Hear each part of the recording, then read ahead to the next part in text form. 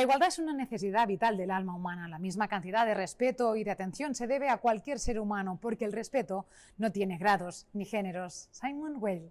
Amigas y amigos, agentes de cambio, os damos la bienvenida a una nueva jornada del Congreso de Igualdad, esta vez desde el Real Cercle Artístic de Barcelona, una institución insigne barcelonesa que fomenta el arte y la reflexión, con conciertos, conferencias, exposiciones, una mirada hacia el entorno también desde este edificio emblemático como es el Palacio Pignatelli, sede del modernismo catalán. Los días 3 y 4 de marzo de 2021 fueron intensos, ¿verdad? Fueron los días donde nos centramos en este congreso, pero se trata de compartirlo los 365 días al año. Por eso estamos aquí, porque la igualdad es transversal y es constante. Tenemos a 4 protagonistas preparados con su mirada, con su perspectiva sobre la igualdad, de igual a igual, desde diferentes prismas, pero con un objetivo común, la igualdad real. El derecho al trabajo para todos y todas, el acoso sexual, la masculinidad y unos planes de igualdad bien comunicados en el sí de las empresas, porque comunicar y conectar desde esa igualdad es importante, es parte de nuestra cultura y parte de nuestro arte como seres humanos. Así que empezamos.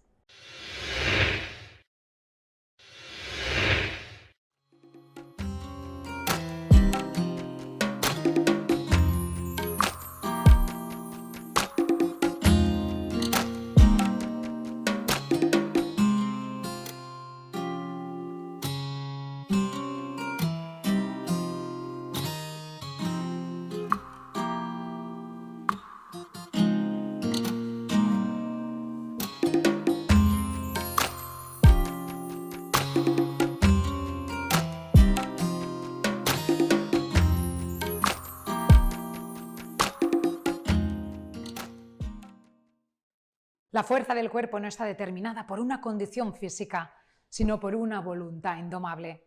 Mahatma Gandhi.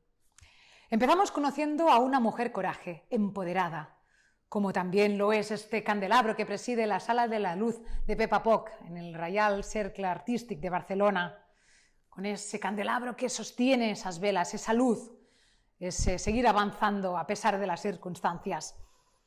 Conoceremos a la abogada y presidenta de la asociación In.Jurga, Juristas de Galicia por la Inclusión, Juristas Inclusivos, una asociación sin ánimo de lucro que está comprometida en la defensa de las personas con discapacidad y dependencia desde el ámbito jurídico, desde la visibilidad de la mujer con discapacidad, su acceso a cargos directivos, la divulgación de las herramientas que le faciliten su acceso y su pleno ejercicio profesional, el fomento a la investigación y formación sobre la igualdad en entidades públicas, pero sobre todo, en especial, las privadas, a quien también va dirigido este Congreso de la Igualdad, y hasta un total de 30 fines detallados en sus estatutos.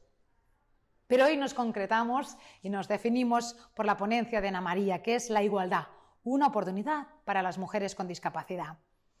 En esta ponencia, ya lo verán, pone de manifiesto las evidencias concretas, las muchas dificultades a las que tiene que hacer frente la mujer con discapacidad para acceder al mercado laboral y una vez en él poder gozar plenamente y sobrevivir, porque es así, es la realidad, a unos beneficios objetivos, a una igualdad con el resto de trabajadores y trabajadoras y a la clara y existente brecha salarial, que a ver, la hayla, pero imaginen de qué manera y sustancial se pone de manifiesto, sobre todo en una precariedad laboral agudizada en estos casos. Vamos a ahondar en los factores, en los datos más que realistas. Nos vamos a basar en el Instituto Europeo de la Igualdad de Género y vamos a abrir los ojos. Vamos entre todos a hacer un ejercicio de empatía porque queremos hacer caso a esta llamada al cambio, a las empresas mercantiles. Así que en este Congreso de la Igualdad 2021, en esta jornada postcongresual, es un placer contar con Ana María Castro Martínez. Adelante.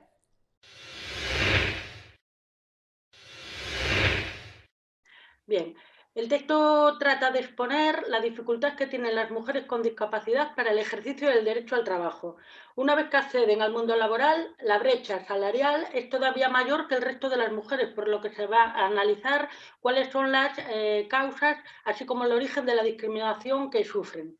Sin embargo, la realidad nos muestra que este colectivo, cuando logra acceder al tejido empresarial, su productividad no queda por debajo del resto de trabajadores, aunque todavía se les siguen negando ajustes razonables para poder desempeñar sus tareas en igualdad de condiciones, derivando esa solución muchas veces en el ámbito judicial. Asimismo, se pone de relieve las dificultades para la conciliación de la vida laboral y familiar entre este grupo de mujeres.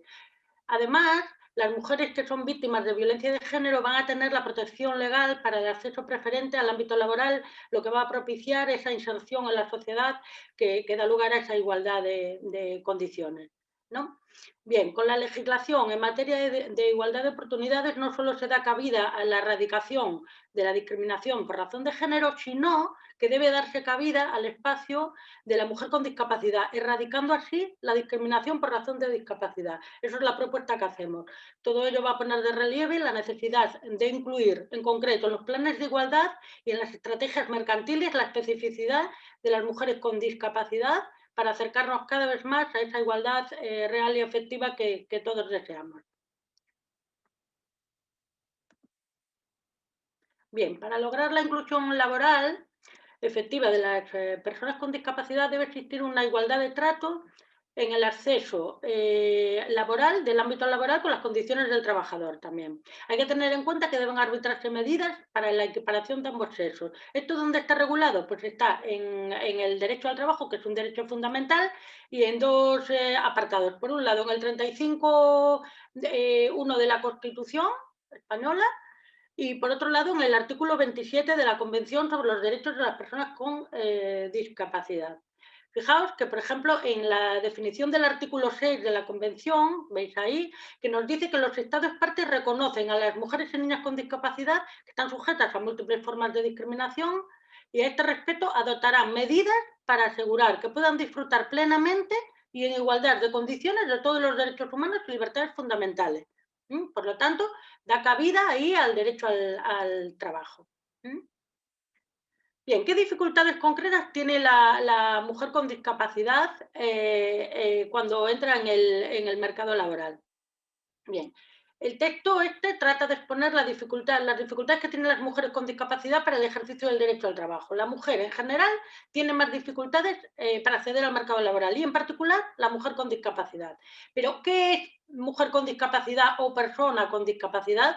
Bueno, pues esto también lo define la Convención sobre los Derechos de las Personas con Discapacidad en su artículo 1 y nos dice que las personas con discapacidad se incluyen a aquellas que tengan deficiencias físicas, mentales, intelectuales o sensoriales a largo plazo, que al interactuar con diversas barreras puedan impedir su participación plena y efectiva en la sociedad, en igualdad de condiciones con los demás.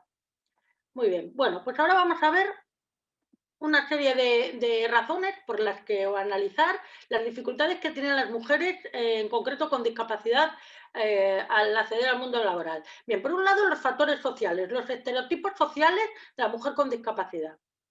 Esto va unido a la precariedad, que es el segundo tramo que tenemos ahí. La precariedad de la mujer, no solo en el acceso al mundo laboral, sino también a los salarios, a las condiciones de trabajo, al tipo de puestos que ocupa, etc.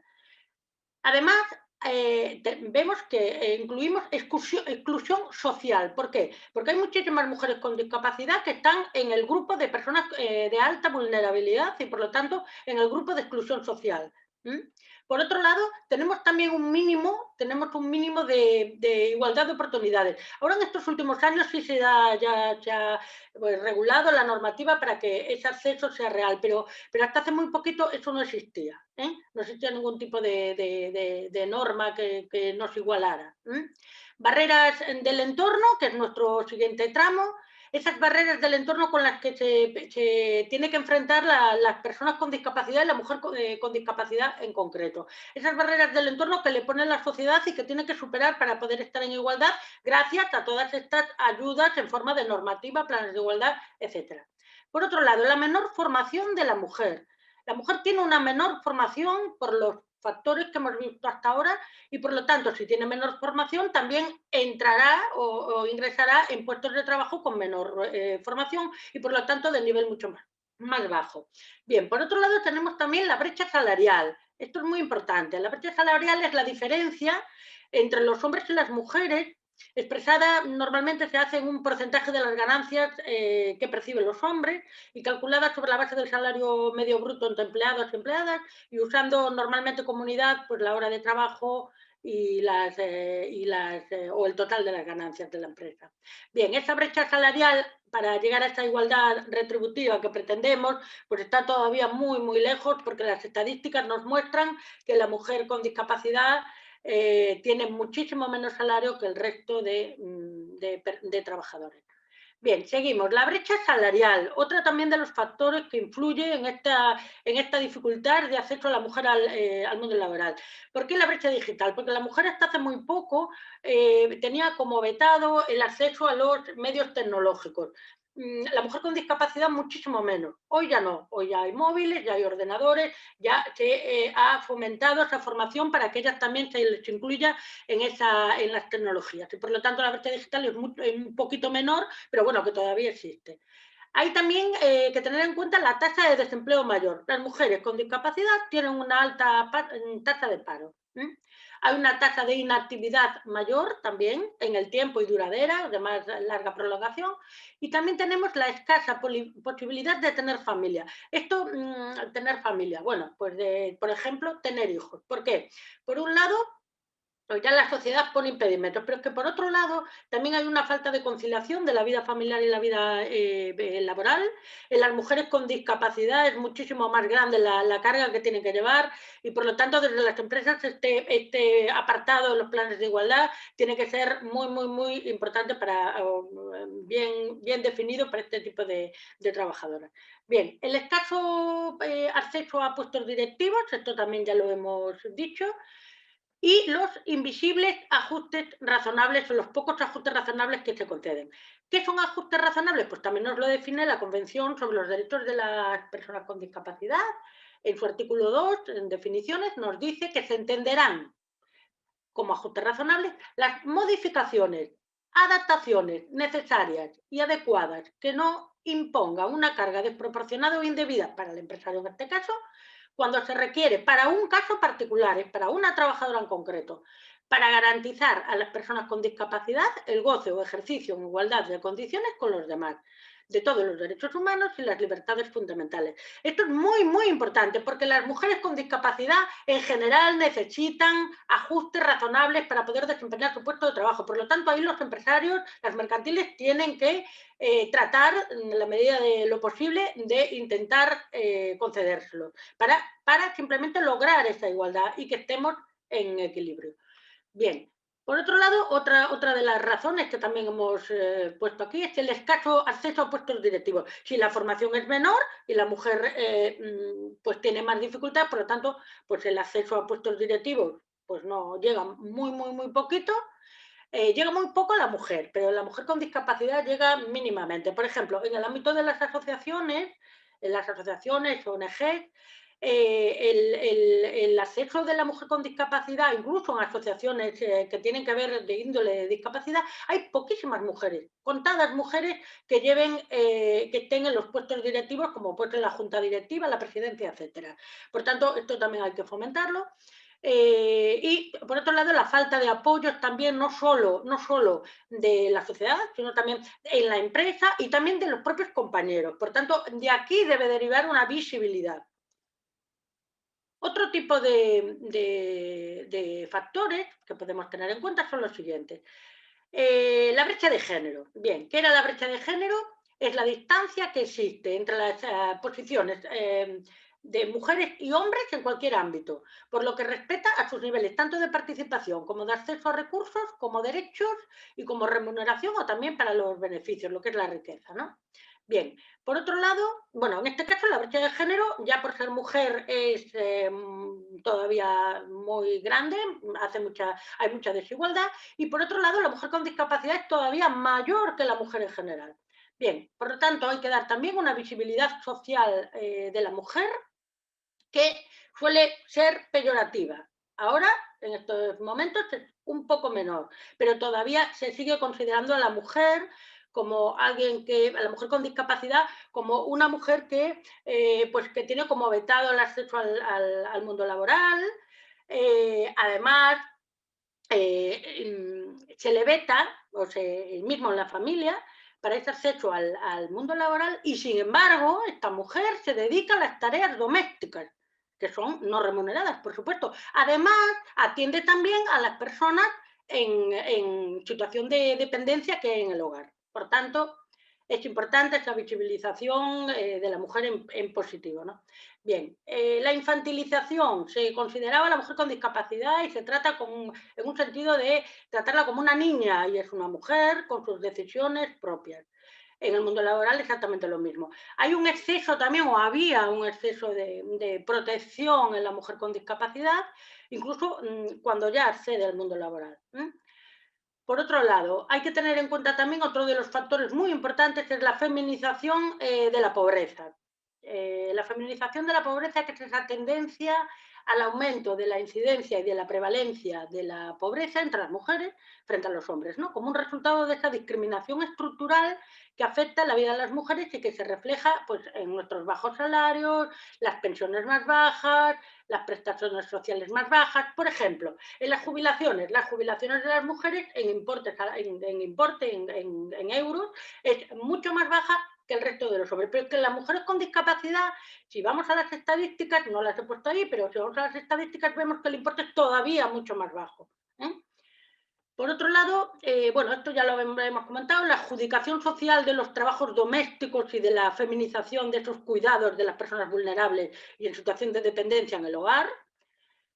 Bueno, todas estas son factores que van a influir en que la mujer tenga más dificultades en el acceso al mundo laboral. Todo ello nos lleva a que este grupo de mujeres, las mujeres sufren esta discriminación, pero las mujeres con discapacidad más. Es una discriminación por razón de género por ser mujer y una discriminación por razón de discapacidad por ser una mujer con discapacidad. Lo que pretenden también los poderes públicos es regular, es articular una serie de medidas para que esas desigualdades pues ya se erradiquen y desaparezcan, tanto las que se producen pues por razón de género como por razón de discapacidad. Bien, por un lado se va a procurar pues llegar a la igualdad de trato entre hombres y mujeres, así como a un acceso igualitario de los hombres y las mujeres, además a los recursos, que esto es un concepto importante porque implica que tanto las mujeres como los hombres tienen el mismo acceso, uso y beneficio de todos los recursos específicos. Eso queda mucho por andar, porque estamos hablando de recursos materiales, financieros, para que a una mujer le financien su negocio como autónoma, siendo una mujer con discapacidad, lo tiene realmente, la realidad, dificilísimo. Por tanto, recursos humanos, sociales, políticos, vemos que todo esto queda todavía un trecho muy grande para lograrlo. Bueno, tenemos que destacar en el ámbito de la Unión Europea el Instituto Europeo de la Igualdad de Género, EIG. Está dedicado en exclusiva a la igualdad de género y he tomado dos frases literales que me parecen fantásticas. Dice, por un lado, de sus estudios sacan estas conclusiones. Una de ellas es, las mujeres tienen un enorme potencial que sigue sin aprovecharse debido a las importantes desigualdades entre hombres y mujeres y en toda la Unión Europea. Y si queremos crear una Europa más fuerte, más justa y más unida, necesitamos eliminar esas desigualdades. Por otro lado, fijaos lo que dice, que esas mejoras que estamos haciendo los Estados miembros de la Unión Europea en materia de igualdad de género, en el ámbito de la Unión Europea, dice que generarían 10,5 millones de empleos adicionales hasta el año 2050 y la tasa de empleo alcanzaría el 80% del PIB per cápita y crecería hasta el 10% hasta el año 2050. O sea que, fijaos. Bien, por otro lado, vamos a ver que la realidad no es lo que parece. Para sorpresa de muchos empresarios, las mujeres cuando se incorporan al mundo laboral ni son menos productivas, ni tienen más absentismo, ni faltan más al trabajo por estar enfermas, por tener una discapacidad, etc. Lo mismo ocurre con estas mujeres con discapacidad. Sin embargo, las estadísticas sí nos muestran que los salarios de estas mujeres son menores, que su cualificación es inferior y que por lo tanto acceden a puestos más bajos de la escala de trabajo y se les niega muchas veces esos ajustes razonables que necesitan para desempeñar sus tareas en igualdad de condiciones que el resto de trabajadores. Por otro lado, se le dificulta también el acceso a la conciliación de la vida familiar y laboral.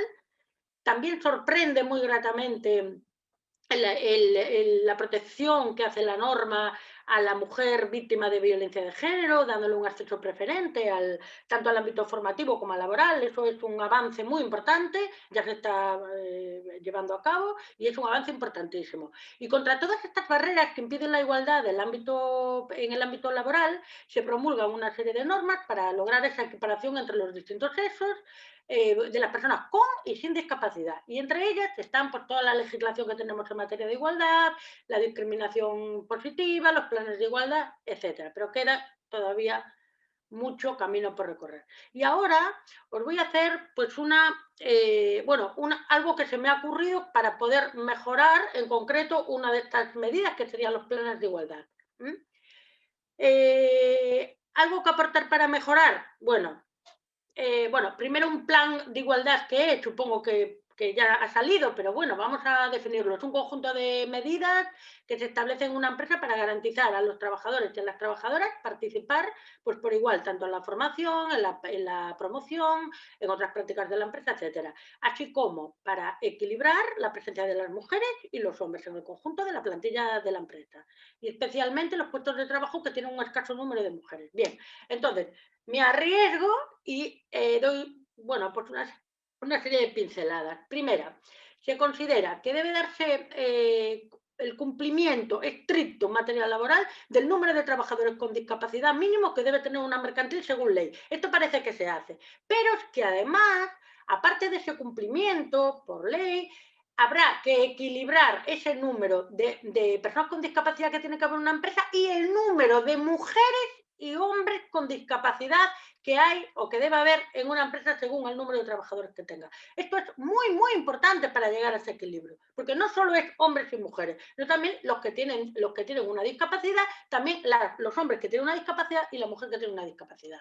En segundo lugar, pues se considera que las personas con discapacidad deben tener, bueno, pues una relevancia importante en los planes de igualdad, en los ámbitos de formación, promoción, prácticas, en base a su propia especificidad, porque son unos trabajadores con unas características concretas. Bien, por lo tanto, considero que habría que crear un apartado concreto muy amplio, un apartado dedicado concretamente a las medidas de este tipo de trabajadores. Pero es que además debería destacarse las medidas concretas de las mujeres con discapacidad en esta materia incluirlo en los planes de igualdad como algo relevante realmente.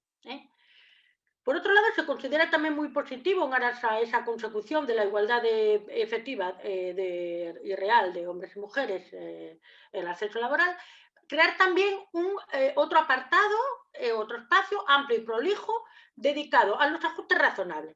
Bien, los ajustes razonables de cada trabajador con discapacidad que se le hubieran concedido para esa empresa y desempeñar su trabajo en igualdad de condiciones. Y además especificar las adaptaciones concretas que se le han dado para su puesto de trabajo a ese trabajador concreto. Y además hacer publicidad entre el resto de trabajadores.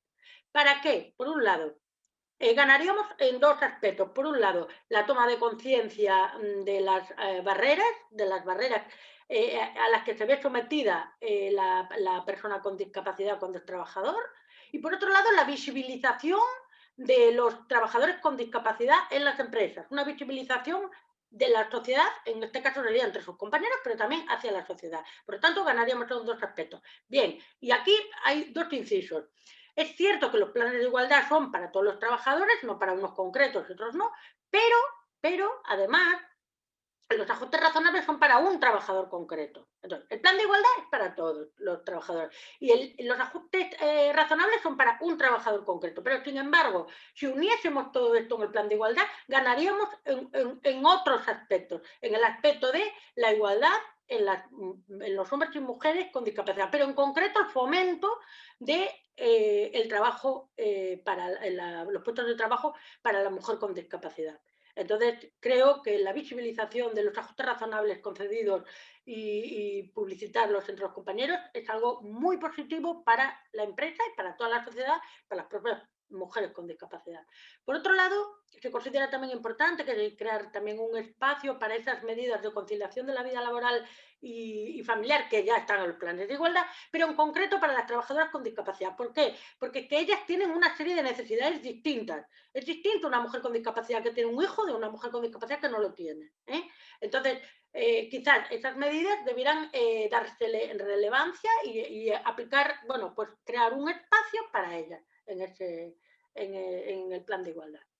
Bueno, estas son mis pequeñas aportaciones y creo que, bueno, estas mejoras, 4 mejoras pequeñas que se me han ocurrido, pues para mejorar los planes de igualdad y con respecto al respeto a las mujeres con discapacidad. Y bueno, necesitamos desde las mercantiles que las mujeres con discapacidad se empoderen, que tomen las riendas de su vida, que consigan tener un acceso al trabajo igualitario al de los hombres, con iguales salarios, igual acceso a los puestos directivos, etcétera. Y bueno, y termino ya la ponencia con el título de la ponencia, que es La igualdad, una oportunidad para las mujeres con discapacidad. Gracias.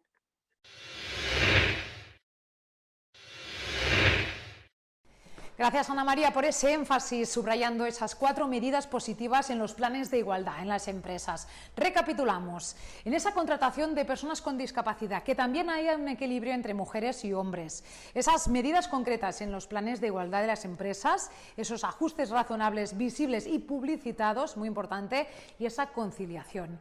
Porque si jugamos todas estas cartas, vamos a conseguir ese enorme potencial. Tendrá su traducción en las empresas y en una sociedad más justa, mejor también a nivel europeo. Los beneficios son sustanciales, seguro que sí. Seguimos con una nueva ponencia y seguimos desde aquí, desde la Sala de la Luz de Pepa Poc en el Reial Cercle Artístic de Barcelona, porque es un espacio privilegiado que también emana luz para el siguiente tema. Así, desde estos gigantescos candelabros que nos dan fuerza y coraje para tomar el tema oscuro del acoso sexual. Un capítulo dramático al que se enfrentan muchas víctimas a día de hoy, y hacerlo desde el reclamo de muchas profesionales como la próxima ponente es importante y para eso estamos aquí. Laura Sasías es abogada, docente de Derecho, investigadora en la Universidad de la República de Uruguay, en la Facultad de Derecho y extensionista.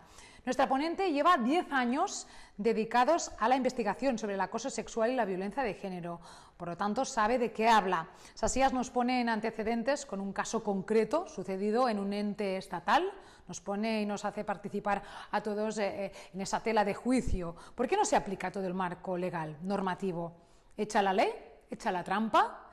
Esa dualidad tiene realmente mucha letra pequeña entre acoso sexual y acoso moral. La necesidad de la divulgación, la formación, la difusión en cuestión de normativa, de planes de igualdad y de todos los empleados. Todos formamos parte de ese cambio a través de estos planes de igualdad y sobre un tema tan sensible como es el acoso. Vamos a conocerlo bien de cerca gracias a Laura Sasías. Gracias por su participación en el Congreso. Adelante, el escenario es suyo.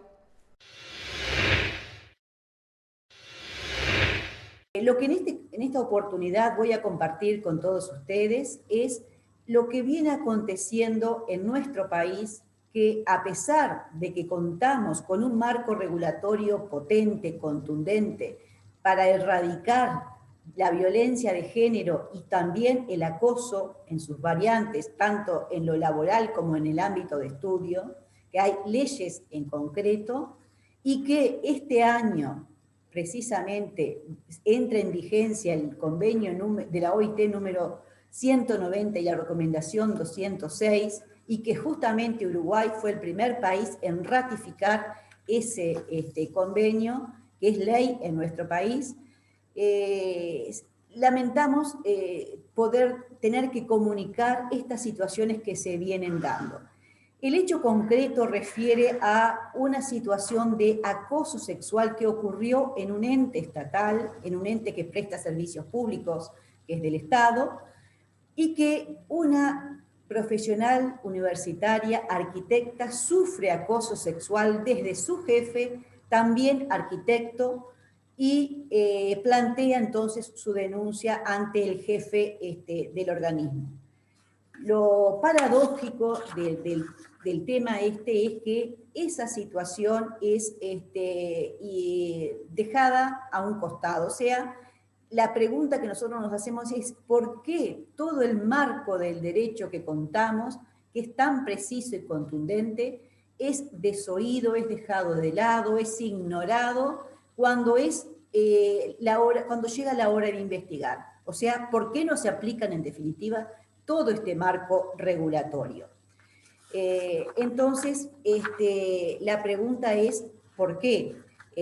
Recién las leyes prevén justamente de que no se revictimice a la denunciante, en este caso la mujer que decíamos arquitecta, y eso igualmente se da ya que esta persona debió denunciar en 3 oportunidades esos hechos para que recién cuando llegó a la inspección de trabajo, entonces se pudo investigar de otra manera, sí aplicando el marco regulatorio vigente. Dentro del ente estatal se hacían oídos sordos, eran con erráticos, con procesos engorrosos, no le daba, y es más, se la sancionó a la denunciante trasladándola, o sea, todo lo contrario que prevé el marco regulatorio, que es justamente trasladar a la persona denunciada. Aquí ocurrió lo contrario. También el marco regulatorio establece que toda la prueba sea tenida muy especialmente en cuenta la dificultad a la hora de la víctima poder recabar la prueba. Entonces se le dan a través de la ley las potestades o los deberes de que entren a callar o a jugar lo que son las presunciones, los indicios a favor de la víctima. Por ejemplo, en este caso era muy patético el hecho de que ante la negativa de la víctima de prestarse a las insinuaciones amorosas, sexuales de su jefe, y ante esa negativa, obviamente el rechazo, su jefe mutó, cambió lo que era el acoso sexual por acoso moral. Eso es evidente que tiene que haber pasado, no se debió, pero no, sin embargo, dentro de la institución se entendió que las pruebas habían sido vagas y por eso se la castigó a ella. Entonces, digamos, las contradicciones y las infracciones a la ley en esa investigación dejaron mucho que desear, no solo por el largo tiempo que llevó, todo lo contrario a lo que prevé la ley, que prevé un trámite ágil una vez que la denuncia se plantea, sino que a su vez las pruebas fueron muy miradas con mucha precisión y se dejaron de lado, se descartaron en contra de la víctima, o sea, se la castigó nuevamente. Entonces, como partíamos al principio, es las reflexiones que nos llevan en esta oportunidad a hacer, bueno, ¿dónde está fallando? Porque sí contamos con un marco regulatorio, un marco legal importante, contundente, potente, enfático, con un objetivo claro, y que esto se va a reforzar incluso con estos convenios, el convenio 190 que comienza a regir dentro de pronto. Entonces, ¿pero por qué van como por caminos paralelos lo que es el marco regulatorio y lo que acontece en la realidad? Ni que hablar también a nivel judicial. Entonces, ¿será que lo que está fallando, nos preguntamos, es la parte donde la ley también hace énfasis, que es en la difusión, en la sensibilización, en la información y debate de estos temas a nivel no solo de la sociedad en general, sino en lo interno de cada institución? Allí, el marco regulatorio prevé importantes fases de comunicación, de capacitación a todos los involucrados, a todos los funcionarios, para que estos temas vayan internalizándose dentro de cada uno de los involucrados, de los protagonistas, de los funcionarios, de los empleados, y entonces poder así contribuir con el objetivo, el norte que prevé la ley, que es erradicar la violencia en el trabajo, en el mundo del trabajo, como amplía este convenio de la OIT, el mundo del trabajo, o sea, es más amplio porque vamos a ver que involucra a sujetos que están incluso en proceso de de entrada a trabajar en el proceso de concurso incluso. O sea que es muy amplio entonces el marco de discusión.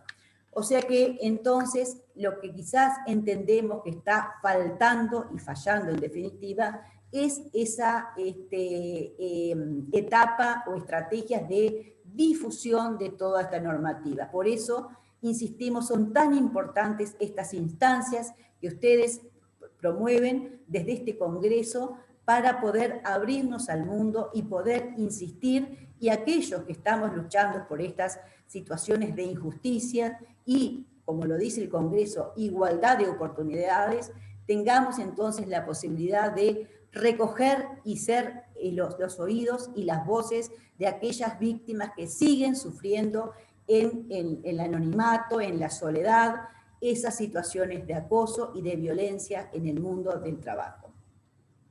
Así que bueno, apuntemos y reforcemos, redoblemos esfuerzos en poder seguir cumpliendo con estas etapas de sensibilización a la población, a la comunidad, a la sociedad en general. Muchas gracias por esta oportunidad, un placer realmente compartir con todos ustedes. Como les decía, Laura Sacías, desde Uruguay, abogada, docente, investigadora y extensionista en el acoso sexual y violencia de género. Muchas gracias.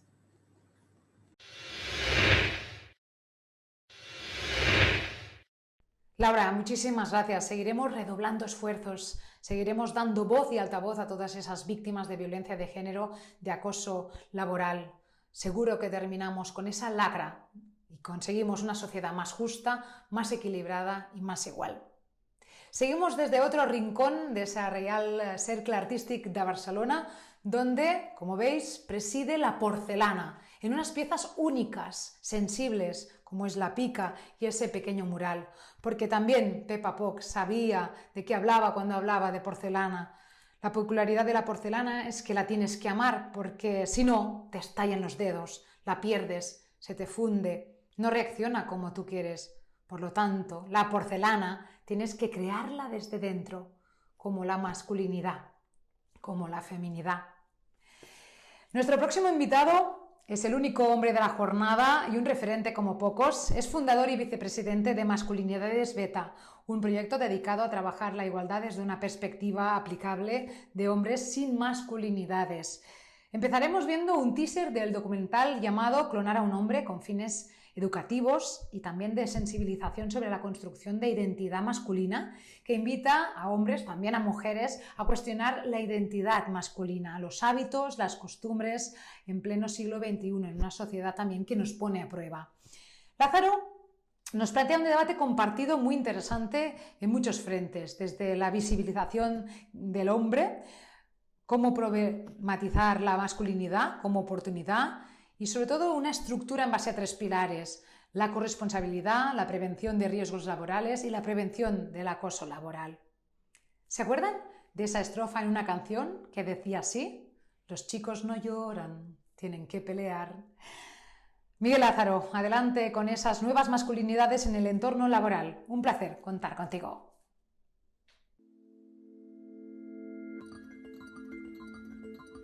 Pero también son temas que, sinceramente, yo no creo que la gente se plantee. La gente lo vive y mucha gente no se da cuenta que eso pasa o nadie se plantea qué es ser un hombre. Simplemente tú estás y ya.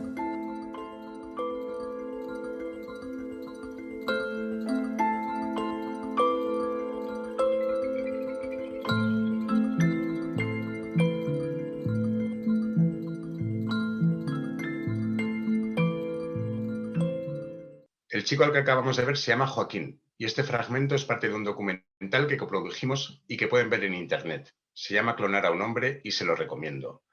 Nadie se plantea qué es ser un hombre, simplemente tú estás y ya, opina Joaquín y tiene toda la razón.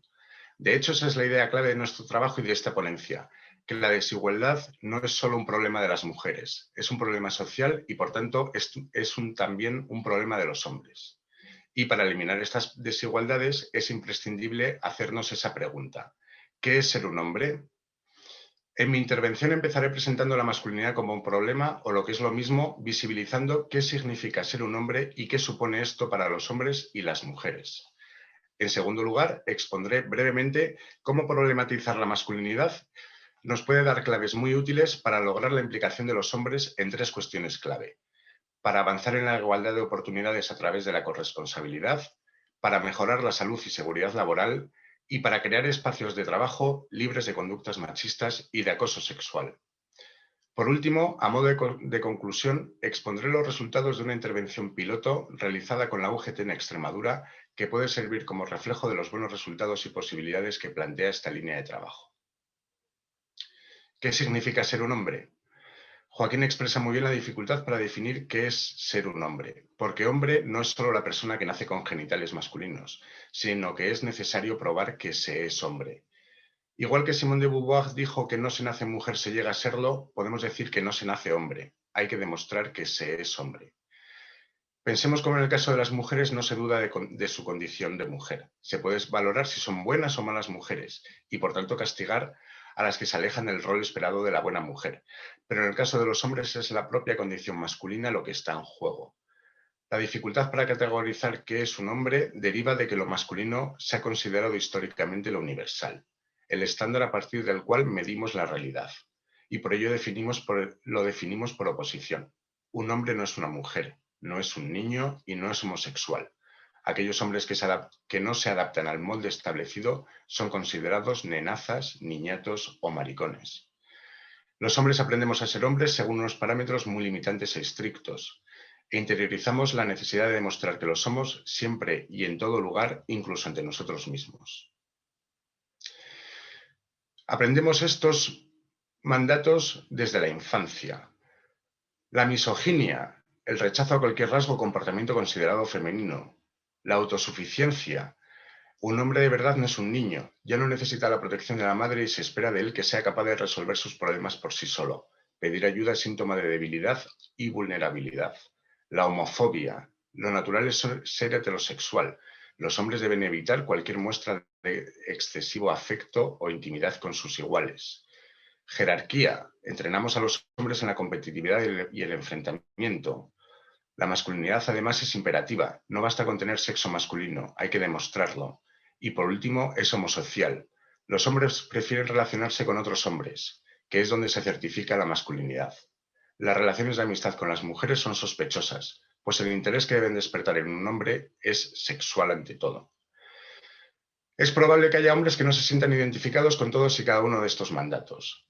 Lo importante cuando hablamos de estas cuestiones es, por un lado, revisar cómo reproducimos estos códigos y a la vez no limitarse a la propia experiencia personal y reconocer la pervivencia de estos mandatos que se siguen reproduciendo de forma explícita o a veces sutil a través de la educación, los juegos diferenciados entre hombres y mujeres, la socialización o los productos y referentes culturales y de los medios de comunicación.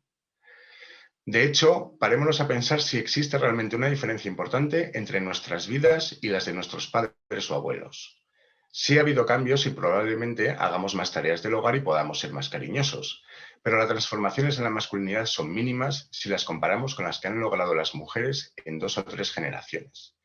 Y esa distancia en el cambio social de mujeres y hombres es en gran medida la raíz del problema, pues mientras las mujeres en los últimos 40 años han logrado personalidad jurídica, derechos sexuales y reproductivos y acceso a la educación y al mercado de trabajo, cambiando completamente las relaciones sociales, los hombres no hemos hecho el reajuste equivalente para adaptarnos a esta profunda revolución que suponen los avances en igualdad.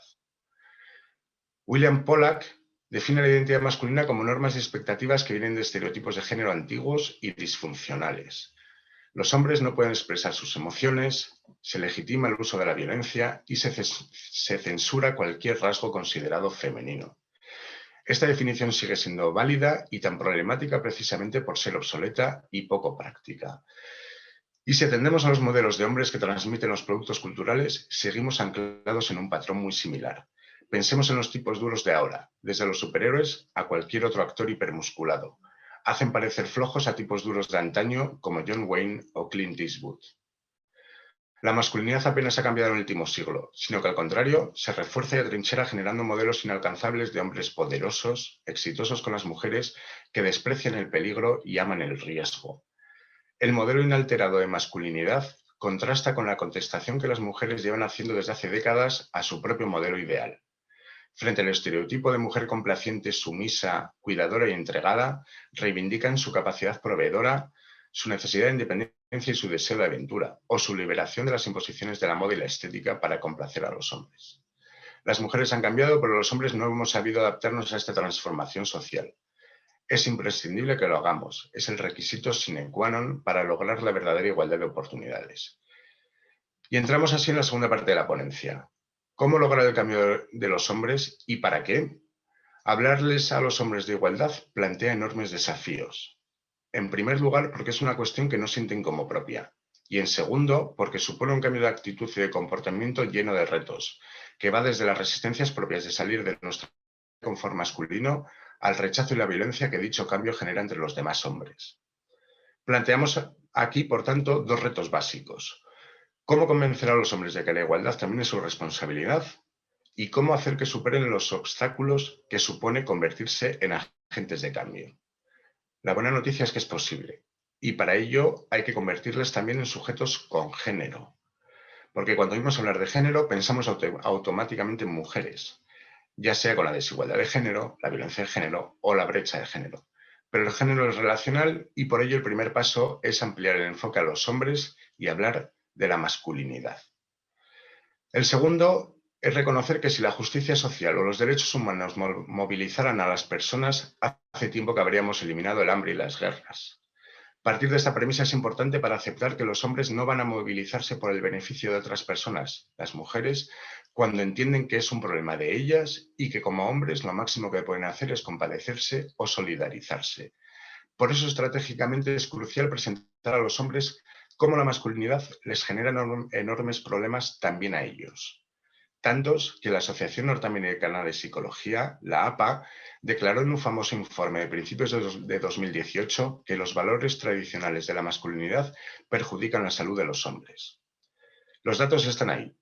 En nuestro país la esperanza de vida es 6 años menor para los hombres. También son ellos las principales víctimas de accidentes de tráfico, accidentes laborales, de homicidios y de casi cualquier causa de muerte no natural en el mundo.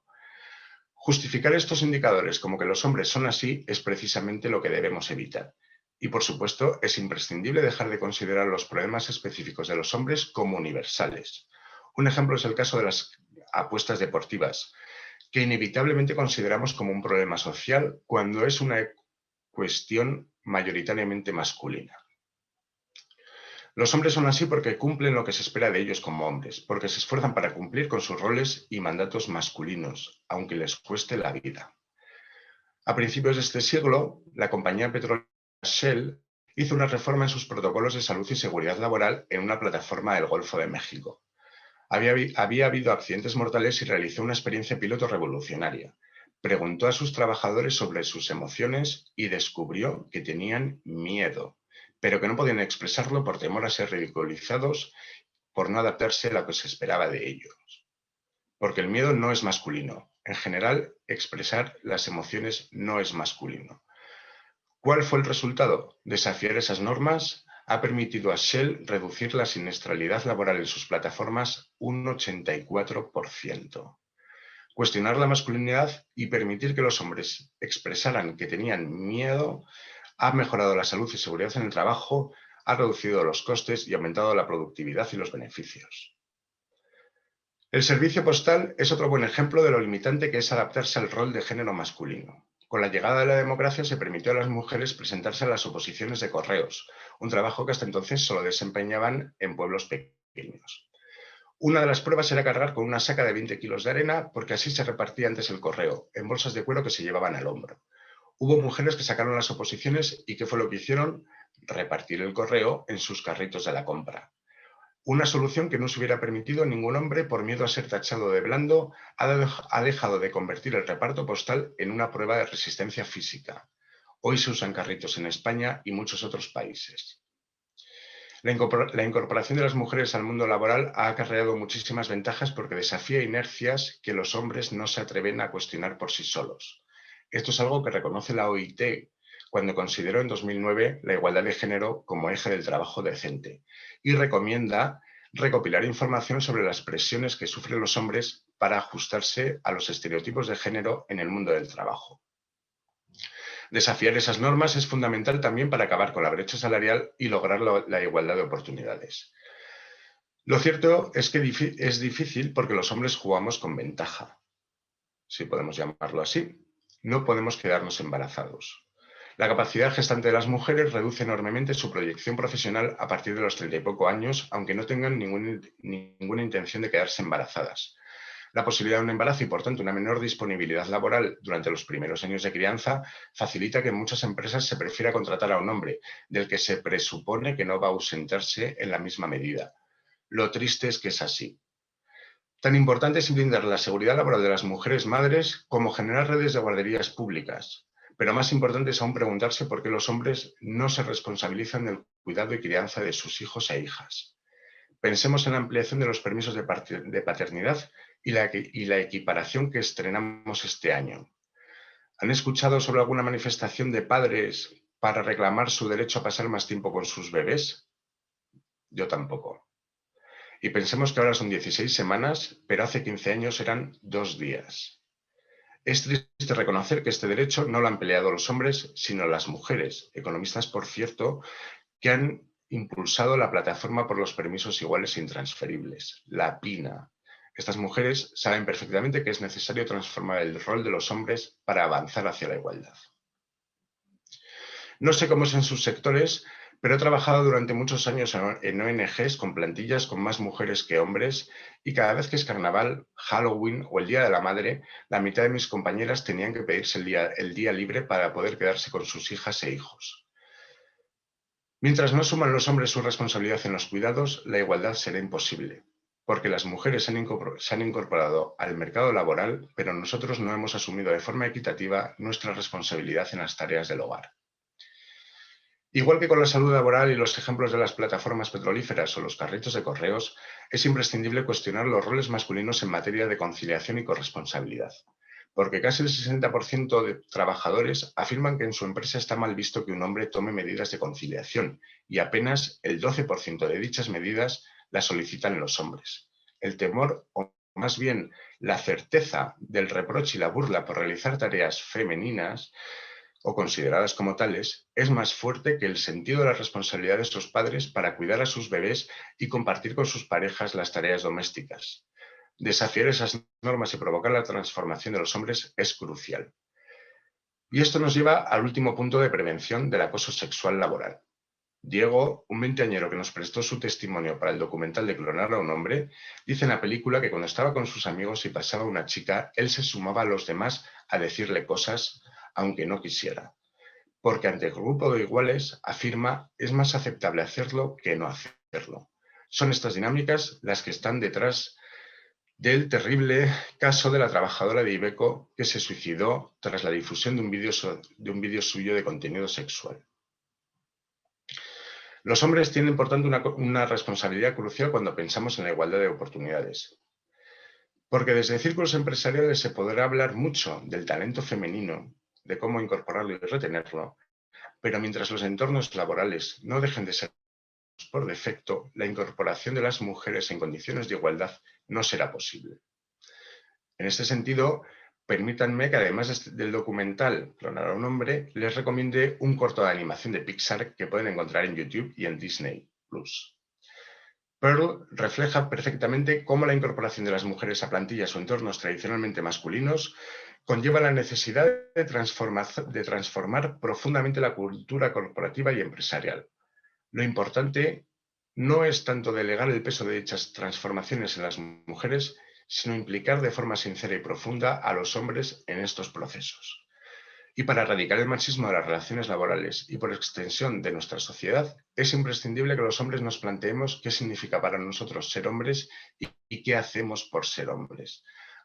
Hasta que las primeras feministas no empezaron a plantearse qué significaba ser mujer, no comenzó la revolución que ha cambiado el mundo. Nos toca a los hombres hacer nuestra parte del trabajo.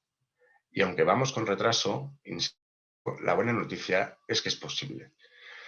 Por ello, para concluir, quiero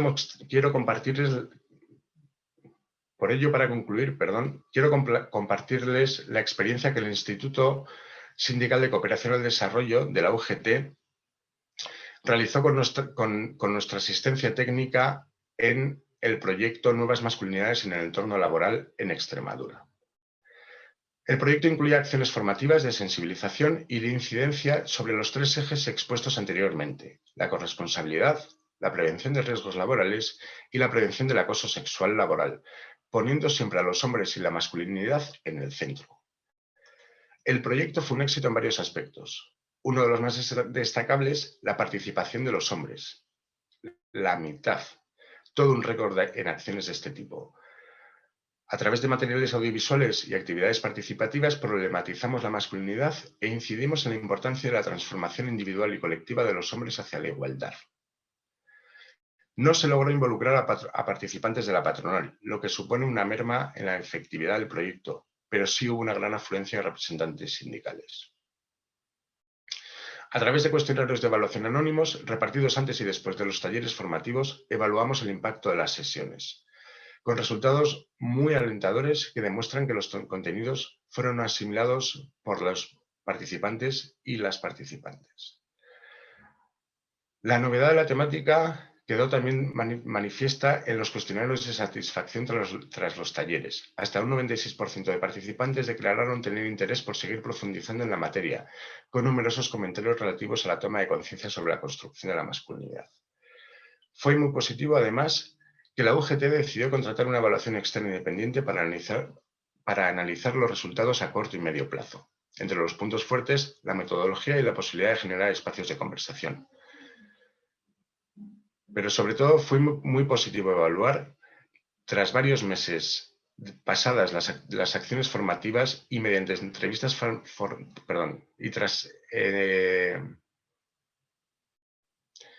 pero sobre todo fue muy positivo evaluar, varios meses después de las acciones formativas y a través de entrevistas telefónicas, el impacto a medio plazo del proyecto. Tanto hombres como mujeres declararon haber cambiado sus actitudes y hábitos en el entorno laboral.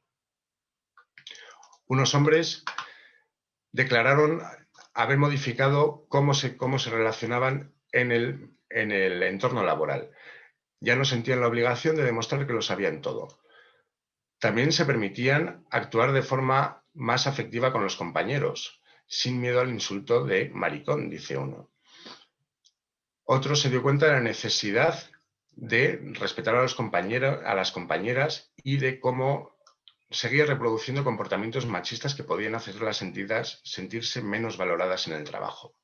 Una mujer declaró sentir una mayor seguridad en la interacción con los hombres por haber conocido en mayor profundidad la subjetividad masculina. Quiero concluir sencillamente apelando a hombres y mujeres a poner el foco en la construcción masculina y a considerar la masculinidad como problema. Sin la transformación de los hombres no será posible lograr la igualdad. Muchas gracias por su atención. Mi nombre es Miguel Lázaro. Soy vicepresidente y cofundador de Masculinidades Beta y les invito a considerar el cambio profundo, individual y colectivo de los hombres. Gracias.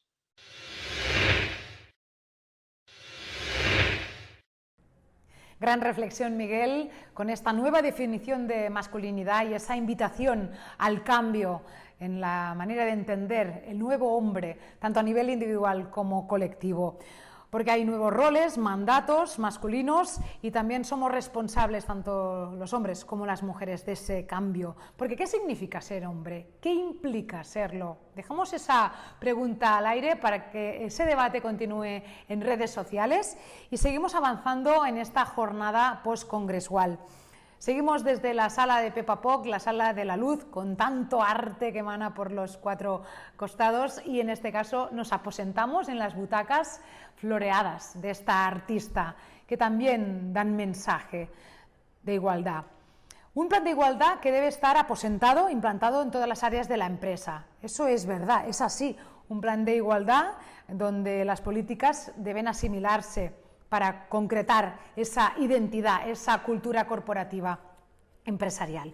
Hay que sentar unas bases y que el trabajador y la trabajadora sea parte contratada, pero también contratante, que sienta viva esa igualdad y que la comparta de igual a igual en su ejercicio profesional. Para terminar esta jornada de igualdad transversal, nos acompaña Ana Rueda, que es responsable del área de igualdad de oportunidades y que conoce bien esa materia. ¿Cómo se organiza un plan de igualdad en términos de comunicación interna, de relaciones públicas? Los empresarios no solo son receptores, sino que también tienen el chip de emisores y, por lo tanto, deben estudiar todo este escenario, involucrarse en los procesos y en la toma de decisiones en cuanto a igualdad. La platea que se presenta aquí delante tiene una fila cero que aboga por esa igualdad. Así que poneros cómodos y cómodas porque Ana nos va a contar verdades y necesidades. Así que gracias por estar, Ana. Adelante.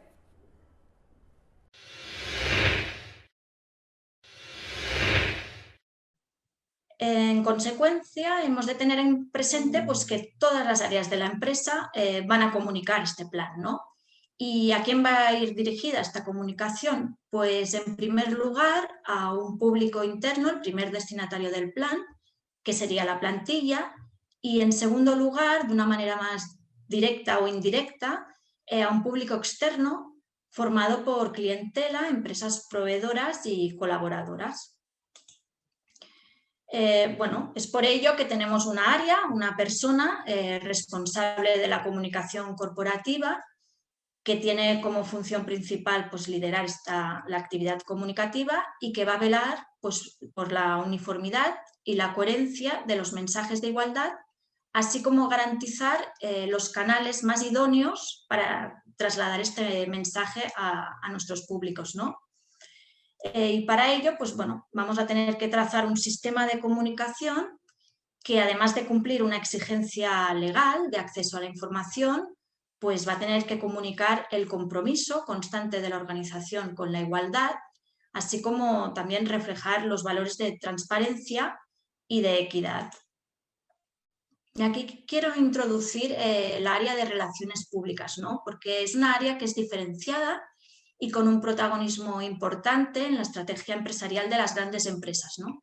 En cambio, su diferenciación pues, no es tan presente en la mediana y pequeña empresa. Esto no quiere decir que su ejercicio no se venga produciendo, sino más bien que queda absorbido en otras áreas, ¿no? Sea como la área de comunicación, recursos humanos o también dirección, ¿no? O que también sus funciones queden englobadas en el término general de comunicación.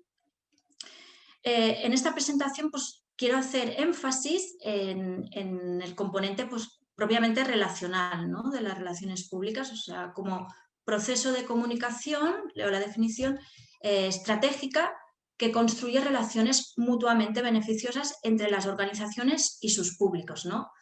Además de administrar la administración y contribuir a obtener la aceptación de iniciativas y actividades de la empresa, ¿no?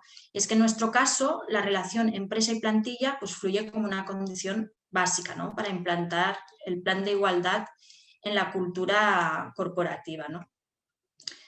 De tal manera que este plan de igualdad se puede contemplar también como proyecto, ¿no? De relaciones públicas y podría tener cabida dentro de tres categorías, ¿no? Un proyecto de relaciones públicas político, porque está centrado en el tema de la igualdad en el entorno laboral, un proyecto de relaciones públicas de reputación, porque va a tener un impacto, ¿no? En la imagen que la sociedad y en concreto, o sea, también la plantilla tenga de nuestra empresa, y también un proyecto educativo de concienciación pública, ¿no? Porque el plan de igualdad es una medida en sí de muchísimas otras que lo que se pretende pues, es equiparar los derechos de hombres y mujeres en todos los ámbitos, ¿no? De la sociedad.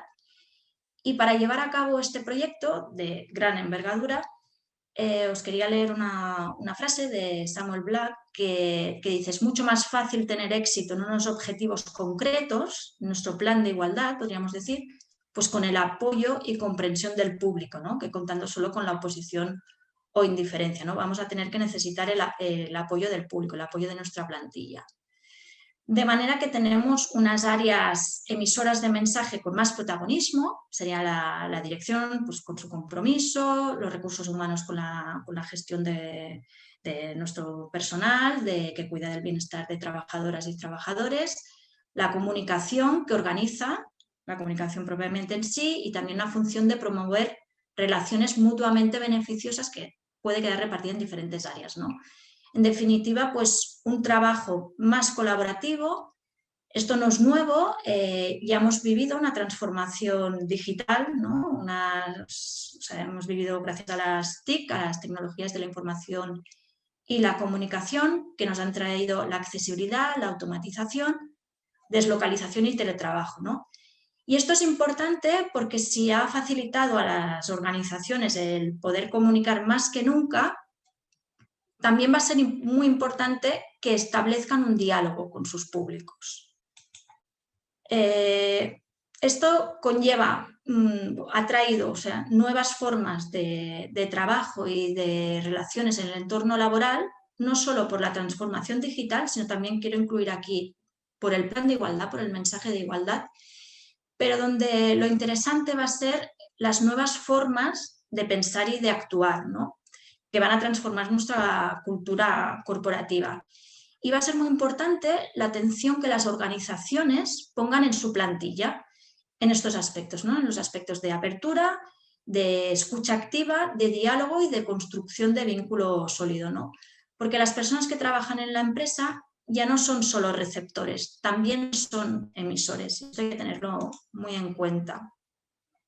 Así que en un informe que hacía la ADC, la Asociación de Empresas Consultoras en Relaciones Públicas y Comunicación, ya en el 2019, ya destacaba que estábamos en un momento de consolidación de la comunicación interna como área estratégica, ¿no?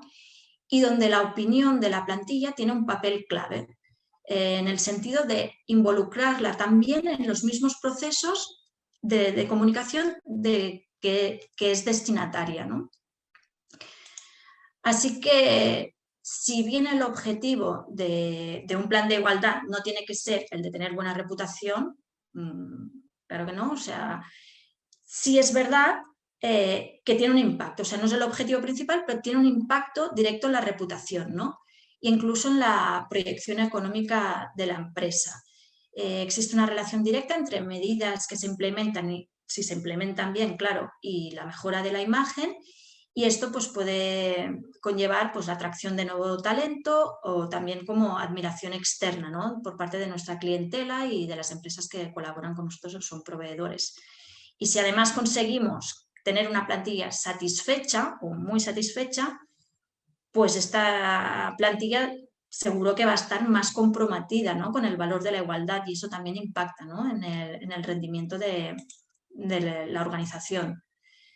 Por lo que, bueno, pues para tener éxito en el plan de igualdad sabemos que hemos de integrarlo, ¿no? En nuestra cultura de empresa, ¿no? En la misión, el que hace la empresa y qué es, en sus valores, ¿no? En su carácter a la hora de hacer negocios, en su visión, dónde quiere ir, cuál es su perspectiva de futuro, así como la imagen que queremos conseguir, ¿no? Qué percepción queremos que el público tenga, ¿no? De esta empresa.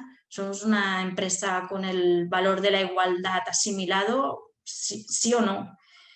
Así que, si bien la cultura de la empresa es un proceso de aprendizaje a lo largo del tiempo, se tiene que tener en cuenta que tanto la plantilla como el entorno van a condicionar y modificar, ¿no? Esta cultura. Para acabar, quería comentar sobre la responsabilidad social corporativa. Se encuentra en un proceso de evolución gracias a una mayor exigencia social, ¿no? La responsabilidad social corporativa es una estrategia corporativa, ha de formar parte, mejor dicho, de la estrategia corporativa, es identidad y es cultura de la empresa, y es una responsabilidad que debe ser en todos los ámbitos, ¿no? De gestión y de la misión, ¿no? Pero de hecho, el paso de ejercer la responsabilidad social corporativa a ser una empresa socialmente responsable es cuando esta responsabilidad es un valor fundamental, ¿no?, de la cultura corporativa. Yo me acuerdo en una entrevista de una empresa adherida desde muy al inicio a la red DIE, con muchos planes de igualdad a las espaldas antes de que fueran obligatorios, fuera obligatoriedad legal, que la gerente decía, bueno, al final la responsabilidad social nace de la responsabilidad individual, ¿no? Por tanto, al final no es solo importante la comunicación, no es solo importante el papel de la comunicación y las relaciones públicas en los planes de igualdad, que sí que lo es y mucho, sino que las empresas y las personas que forman parte sean conscientes del potencial de estas herramientas para ejercer también de forma individual pues, su papel, su responsabilidad y, en definitiva, su compromiso con el valor de la igualdad. Y hasta aquí la presentación. Muchas gracias.